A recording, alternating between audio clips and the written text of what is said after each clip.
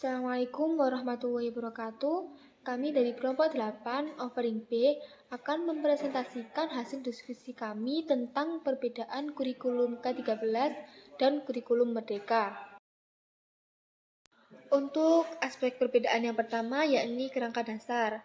Pada kerangka dasar kurikulum K13 itu terdiri dari dua. Yang pertama, tujuan sistem pendidikan nasional, kemudian yang kedua standar nasional pendidikan. Sedangkan pada kurikulum Merdeka itu terdiri dari dua tadi dan juga ditambahkan tentang profil pelajar Pancasila.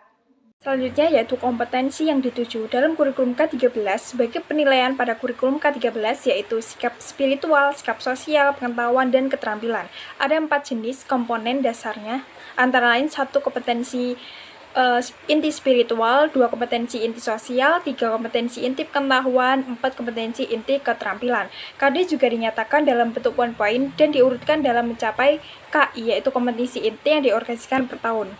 Yaitu kompetensi yang dituju dalam kurikulum Merdeka. 1. Di dalam kurikulum Merdeka menerapkan capaian pembelajaran yaitu CP. Yang kedua, capaian pembelajaran atau CP disusun atas fase-fase antara lain 1. Fase A itu kelas 1 sampai 2, fase B kelas 3 sampai 4, fase C kelas 5 sampai 6, fase D kelas 7 sampai 9, fase E kelas 10, dan yang terakhir fase F kelas 11 sampai 12. Yang ketiga dibagi menjadi dua dalam kegiatan pembelajaran, yaitu pembelajaran reguler atau rutin. Dan yang kedua, proyek penguatan profil pelajar Pancasila. Yang keempat, mata pelajaran IPA dan IPS di kelas 10 SMA belum dipisahkan.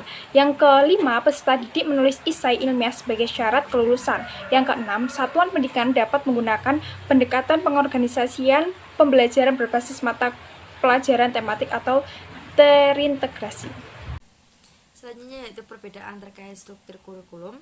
Dari kurikulum 13 terdapat kompetisi inti, kompetisi dasar, muatan pembelajaran, mata pelajaran, dan beban pelajaran. Struktur kurikulum dari kurikulum Merdeka terdapat 3 hal dasar, yaitu berbasis kompetensi, pembelajaran yang fleksibel, dan karakter Pancasila. Selanjutnya yaitu aspek pembelajaran. Untuk kurikulum 13 yaitu yang pertama pendekatan menggunakan saintifik, yang kedua pembelajaran terfokus hanya dengan tatap muka. Sedangkan untuk kurikulum Merdeka yang pertama berbasis proyek, penguatannya yaitu dengan profil pembelajaran Pancasila. Yang kedua yaitu panduan tatap muka hanya sekitar 70 hingga 80%.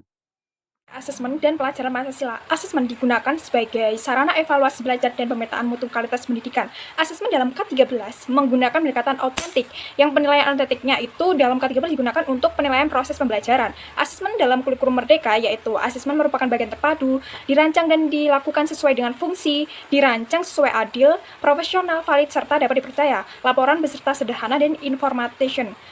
Yang terakhir, hasil asesmen digunakan sebagai bahan refleksi. Sedangkan profil pelajar Pancasila menjadi salah satu capaian pembelajaran yang ingin dituju. Pelajar Pancasila dalam K13 itu presentasi penuh 100% dititikberatkan pada materi pembelajaran. Sedangkan Pancasila dalam kurikulum Merdeka itu lebih menekankan pada 70% penguasaan materi pembelajaran, 30% sisanya untuk penguatan karakter yang bermuatan nilai-nilai Pancasila dan dapat berupa pembelajaran berbasis proyek.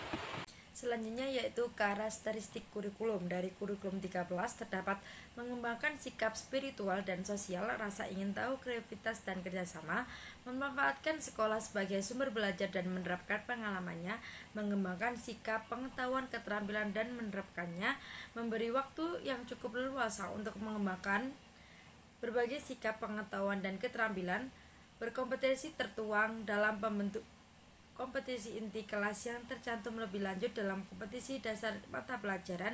Kompetisi inti yaitu adalah kelas, kompetisi dasar adalah proses pembelajaran, kompetisi dasar pengembangan pada prinsip akumulatif.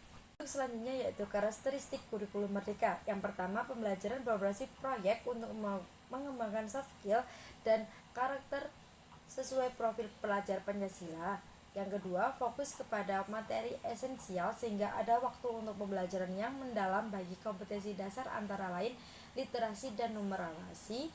Kemudian, fleksibilitas guru untuk melakukan pembelajaran yang terdiferensiasi sesuai kemampuan peserta didik. Oke, selanjutnya yaitu pada aspek prototype.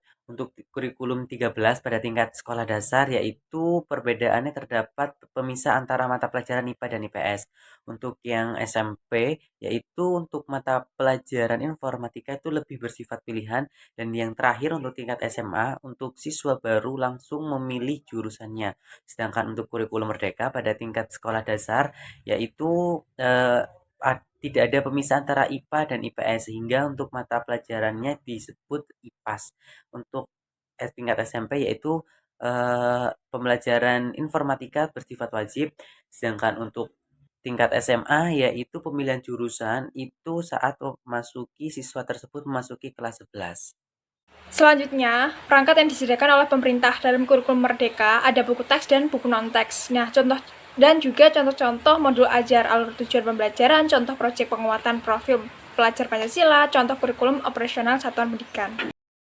Berikutnya yakni pada penilaian. Ke-13 menerapkan sistem penilaian dibagi menjadi 3, yaitu penilaian sikap, pengetahuan, dan keterampilan.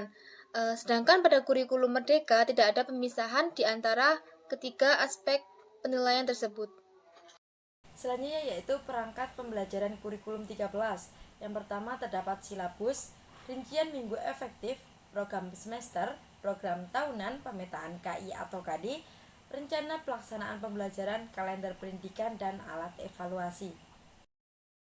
Terakhir yaitu perangkat pembelajaran kurikulum merdeka. Yang pertama ada panduan pembelajaran dan asesmen, yang kedua ada panduan pengembangan kurikulum operasional sekolah, yang ketiga ada panduan pengembangan proyek penguatan profil pembelajaran Pancasila, yang keempat ada modul layanan bimbingan konseling, yang kelima ada panduan penyusunan program pembelajaran individual, dan yang terakhir yaitu ada panduan pelaksanaan pendidikan inklusif.